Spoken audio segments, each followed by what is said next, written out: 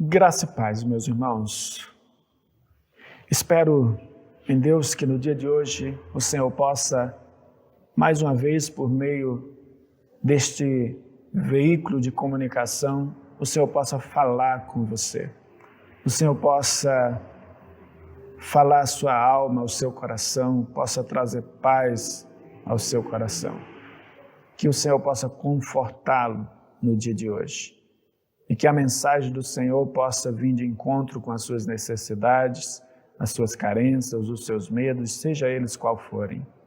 Para isso, eu convido a você que abram as suas Bíblias no livro de Colossenses, a Epístola de Colossenses, no capítulo 4, verso 2 a 4, Colossenses 4, verso 2 a 4, que diz: perseverai na oração, vigiando com ações de graças, suplicai ao mesmo tempo também por nós, para que Deus nos abra porta à palavra, a fim de falarmos do ministério de Cristo, pelo qual também estou algemado, para que eu o manifeste como devo fazer. O tema do nosso sermão dessa noite é preservando-se sadio na fé e na comunhão da igreja. Querido, a epístola aos Colossenses caminha para o final com algumas orientações gerais de Paulo aos cristãos daquela cidade. Trata-se basicamente de orientações acerca da vida de oração e do modo como os crentes deveriam se comportar no seu relacionamento com os de fora e com os da sua própria casa. Essas áreas são, eu diria que, precisamente aquelas em que os cristãos de todas as épocas sempre precisam ser instruídos, tanto por causa de sua negligência e descuido nesses campos, como em virtude dos desvios frequentes propostos pelos falsos mestres daquele tempo e também do nosso tempo. Como, então, pastor, nos preservar sadios na fé e na comunhão da igreja, nesse tempo no qual estamos nós vivendo? O apóstolo Paulo aqui, ele nos traz algumas orientações, das quais eu quero compartilhar com você no dia de hoje. E uma das primeiras orientações de Paulo é de que a igreja de Colosso, de que você, de que eu, nós, a Igreja de Cristo, devemos ter uma vida de dedicação à oração. Ou seja, dedique-se a uma vida de oração. Eu diria que nunca houve um tempo tão propício à vida de oração. Note que a primeira orientação é: dediquem-se à oração. Dedique-se. É traduzido de um verbo cujo sentido é persistir. Esse termo traz a ideia de guardar com devoção. O que Paulo está dizendo? Paulo está dizendo que os colossenses deveriam ter a oração como um desejo ardente em vossos corações e como o seu maior bem, como aquilo que deve ser útil à vida. E eu digo para você, a vida de oração é extremamente útil à vida cristã. Talvez muitos não tenham se dado conta disso. Mas nós somos fortalecidos por meio da vida de oração. Ou seja, guardar com devoção, apegar-se intensamente, é isso que Paulo está dizendo. E Paulo parece nos remeter a sua carta à igreja aos Romanos. No capítulo 12, verso 12, quando ele diz: regozijai-vos na esperança, sede pacientes na tribulação, na oração, na perseverança. Ou seja, Paulo quer assim que os crentes sejam fiéis, praticantes da oração, jamais esmorecendo-se. Conforme disse Charles Spurgeon, quando ele tratou deste assunto quanto à vida de oração. Charles Spurgeon disse o seguinte: a oração é um material maravilhoso para construir a estrutura espiritual, pois nós mesmos somos edificados pela oração. Crescemos em graça pela oração. E se formos a Deus com petições em todo momento, seremos cristãos que crescem rápido. Suplico-lhe encarecidamente que não tenha ansiedade em ganhar mais do que você se atreve a converter em uma vida de oração. Ora, é sabido, querido, que a heresia pregada em Colossos colocava o destino das pessoas sobre a dependência do movimento dos astros, que, por sua vez, eram controlados por anjos, segundo a própria mitologia grega daquele tempo. Por isso, ao estimular a firmeza na oração, o apóstolo vai contra as superstições, colocando unicamente nas mãos de Deus o controle da vida humana e ensinando que é só na sua soberana graça que o homem deve depositar a sua esperança quando almeja desfrutar qualquer forma de bem neste mundo. Por isso o Senhor o chama a esta exortação, a vida de oração. Por essa razão, diz Paulo, estejam alerta, vigiando, e o termo usado aqui por Paulo significa basicamente manter-se acordado. Os autores do Novo Testamento o empregam para ensinar o crente a estar preparado diante da iminente volta do Senhor Jesus, conforme Mateus, o Evangelho de Mateus, no capítulo 24. E também para exortar os cristãos a não se deixar-se levar pelo exercício relaxado nas coisas espirituais durante a sua jornada na sua vida presente. Veja bem o que diz 1 Coríntios 16 e 13. Sede vigilantes, permanecei firme na fé, portais varonilmente, corajosamente, fortalecei-vos. O Novo Testamento usa ainda esse termo para advertir acerca de alguma ameaça iminente diante da qual o crente deve vigiar. Considerando o perigo do sincretismo religioso do seu tempo, a que estavam expostos os crentes de Colossos. O modo como a presente ordem é construída indica mais seguradamente que a vigilância cristã deve estar associada à oração. Paulo estaria, então, demonstrando os colossenses a estarem alertas, zelando para que a sua vida de oração não esmorecesse em momento algum.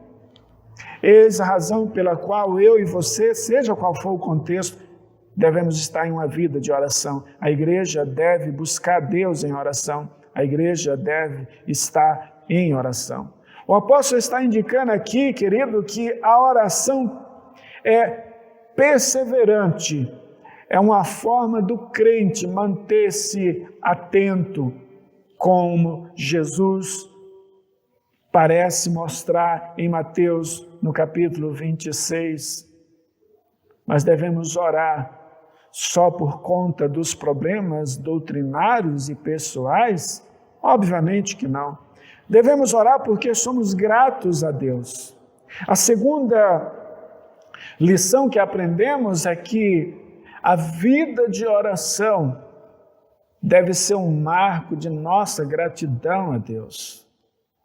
Segunda lição que Paulo nos ensina, e que precisamos ser gratos a Deus por meio da vida de oração.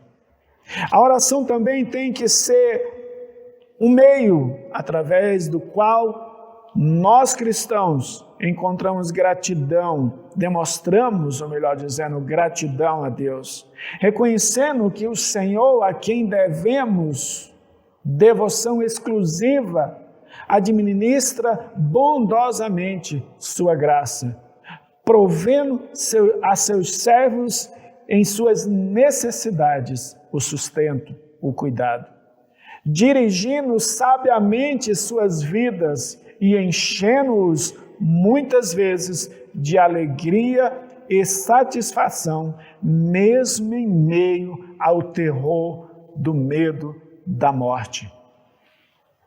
O cristão deve esforçar-se em ter uma vida de oração e gratidão a Deus.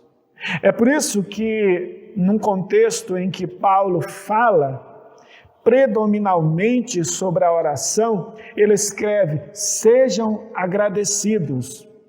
E o termo aqui, amado, adotado por Paulo, é traduzido como ação de graças, que nada mais, nada menos quer dizer uma expressão de gratidão e louvor a Deus.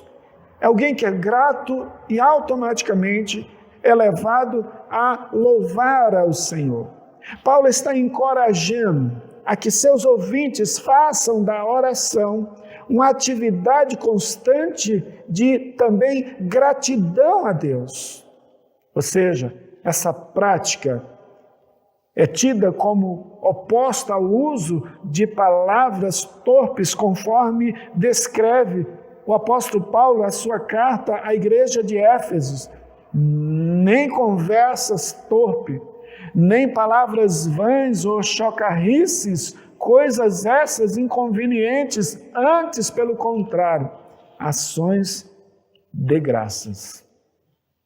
A gratidão deve permear o coração do crente em todas as circunstâncias, boas ou más. Seja grato a Deus. Foi esse ambiente que o Senhor deu. Seja grato a Deus. A oração de gratidão deve também substituir a ansiedade que muitas vezes domina e tem dominado a mente de muitos cristãos. Em Colossenses, Paulo ensina que os crentes devem crescer em ações de graças, nele radicados e edificados e confirmados na fé, tal como fostes instruídos, crescendo em ações de graças. Colossenses 2:7. O alvo final desse modo de vida, amados, é a glória de Deus. Tendo orientado os colossenses no tocante à vida e oração, o apóstolo Paulo agora passa a expor aos eleitos seus próprios anseios, pedindo que eles os incluam em suas súplicas a Deus. Os pedidos de oração de Paulo se resumem basicamente num só: que ele realize seu trabalho de evangelização, mesmo estando ele preso. Primeiro, Paulo pede orações para que Deus abra uma porta para a mensagem. O mais curioso é que na condição de prisioneiro em que o apóstolo se encontrava, sua primeira preocupação não girasse em torno de seu bem-estar, de sua liberdade ou de sua segurança, ainda que pedisse orações por essas coisas também. Pois para Paulo, o serviço de Cristo estava acima da própria vida dele. Por isso, anelava antes de tudo que Deus lhe abrisse uma porta a fim de que, passando por ela, a mensagem da salvação em Cristo se expandisse, seguindo o seu curso. Ou seja, para Paulo, abrir uma porta significava, basicamente, criar uma oportunidade. Com isso, ele está reconhecendo que as oportunidades para o evangelismo dependem da vontade e da ação de Deus. Paulo tem isso em mente.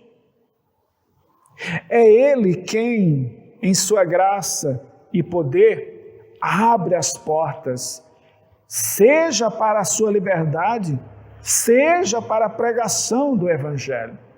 Ou seja, é Deus quem maneja as circunstâncias e dispõe os fatos de modo a fazer com que apareçam as ocasiões propícias tanto à pregação quanto à sua liberdade, até mesmo a aceitação da fé cristã por muitos que no seu tempo era avesso à fé cristã. Eu diria, querido, que quando pensamos no pedido de Paulo, nos vem à mente o que é prioritário à nossa vida cristã, como servos do Senhor. Viver em uma cultura avessa ao Evangelho, que muito embora aparentemente se mostre simpatizante, mas na prática é uma aversão ao Evangelho. Isso me chama a atenção para dizer para você que me ouve nessa noite, que esse ambiente que o Senhor tem gerado no nosso contexto tem como finalidade a glorificação do seu nome. E nós cristãos, por mais que seja difícil, devemos sim olhar para tudo isso como uma porta aberta à pregação do Evangelho. Eu quero concluir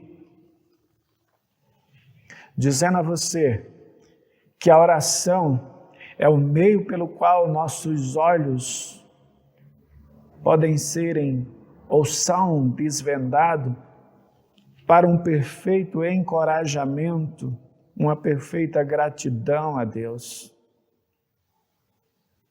Esta carta não apenas exorta aos de Colossenses a uma vida de oração e gratidão, mas também deve nos encorajar a continuarmos vivendo de forma digna de nossa confissão de fé.